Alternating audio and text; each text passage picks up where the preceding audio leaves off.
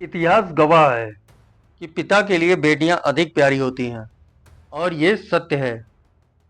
एक परिवार में जब एक बच्चा जन्म लेने को होता है, तब घर के बड़े बुजुर्गों की पहली कामना पुत्र प्राप्ति की ही होती है। लेकिन क्या इसमें पुरुषों का अहम किरदार है?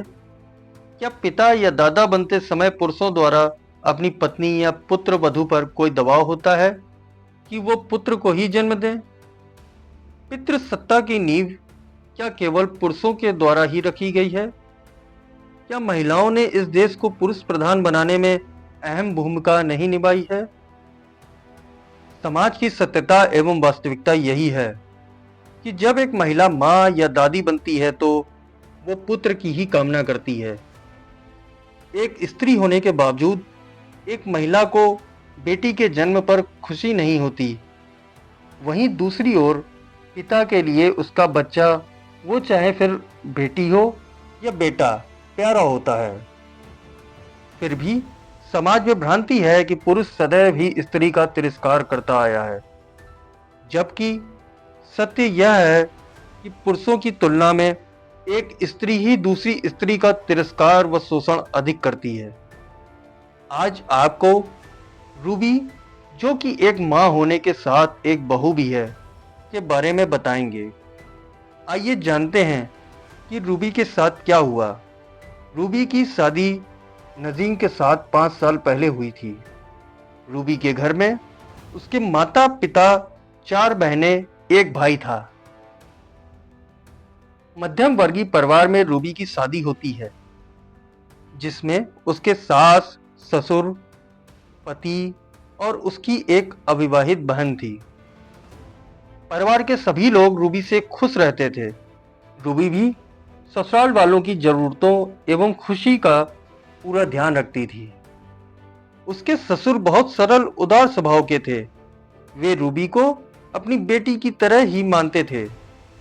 लेकिन रूबी की सास का स्वभाव थोड़ा सख्त एवं गुस्से वाला था। वो रूबी को हमेशा बहू की तरह ही रखती थी। हर छोटी छोटी बात पर उसको डांटना, उसके किए कामों में कमी निकालना, ये उनकी आदतों में शुमार था। उनका मानना था कि एक बहू कभी बेटी की जगह नहीं ले सकती है। रूबी के पति भी नर्म स्वभाव के थे। जब कभी रूबी अपनी सास के तानों से दुखी होती तो नजीम उसको समझाते थे।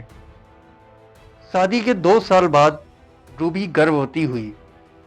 सभी लोग बहुत खुश थे। रूबी की सास भी बहुत खुश थीं, क्योंकि उनके परिवार में पहले बच्चे का जन्म होने जा रहा था। बच्चे के जन्म का समय नजदीक था। तब सास ने रूबी से कहा कि अब मुझे जल्द से जल्द अपने पोते का मुंह देखना है। लेकिन रूबी ने बेटे की जगह एक बेटी को जन्म दिया। इस पर रूबी की सास को कोई खुशी नहीं होती है। रूबी बेटी के साथ अस्पताल से घर आती है, लेकिन अब रूबी महसूस करती है कि सास का व्यवहार उसके प्रति पहले से और भी कठोर हो गया था। वो रूबी से खुश नहीं थी। रूबी को उसकी सास बात बात पर बेटा ना होने का ताना देने लगी। घर का पूरा काम करते करते तथा तीर की तरह चुभने वाली बातें सुन सुनकर उसका पूरा दिन कटता था। जैसे तैसे दिन बीत रहे थे। रूबी की बेटी भी अब 3 साल की हो गई थी।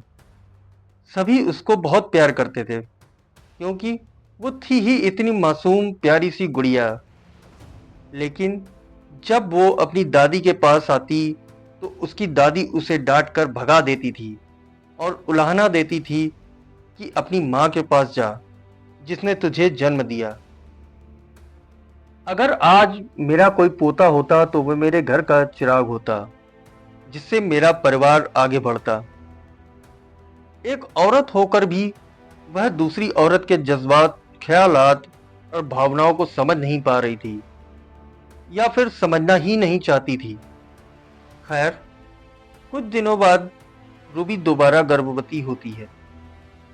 इस बार उसकी सास कड़े शब्दों में फरमान जारी करके रूबी से कहती है कि अगर अब की बार बेटा नहीं हुआ तो तुम्हें तुम्हारे मायके भेज देंगे और तुम्हें तलाक लेना होगा।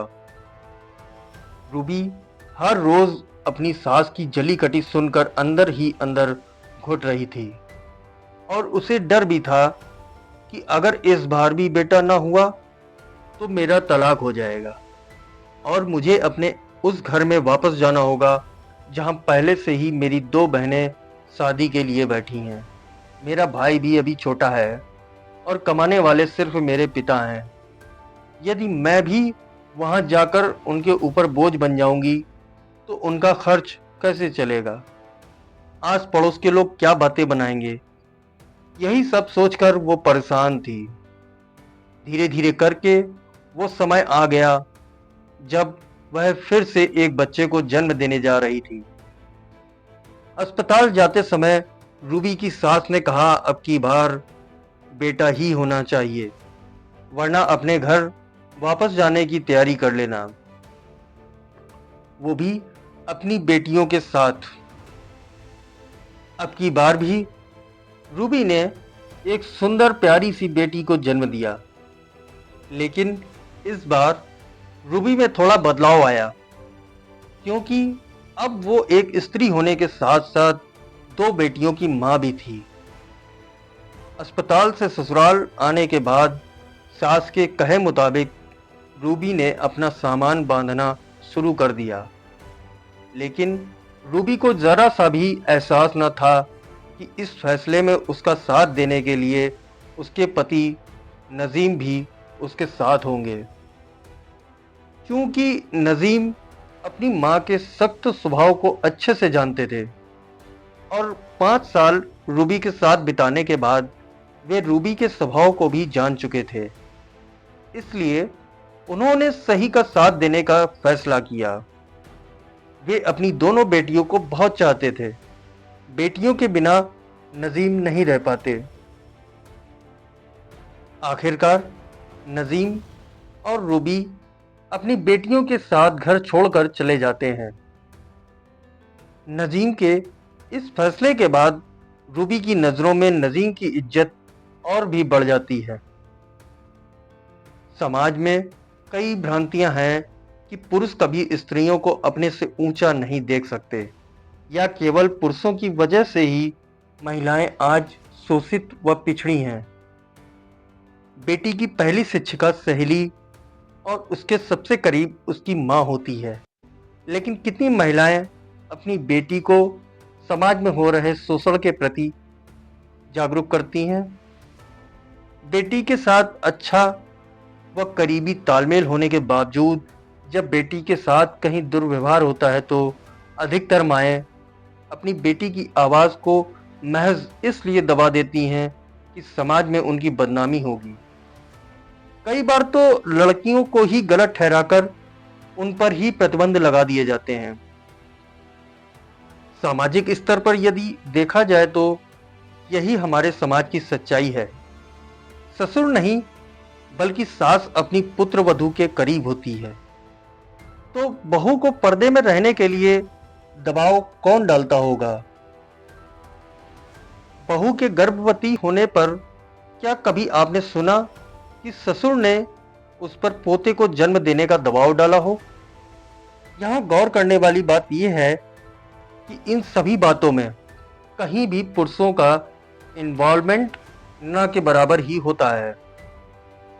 इसलिए वर्तमान समय में महिलाओं का शिक्षित एवं जागरूक होना अति आवश्यक है, ताकि वे पुराने दकियानुसी प्रथाओं से बाहर निकल सकें और स्वयं की सोच, मानसिकता एवं विचारों में नयापन ला सकें। और ये सब उनको स्वयं ही करना होगा। धन्यवाद। जय संविधान, जय मूल निवासी।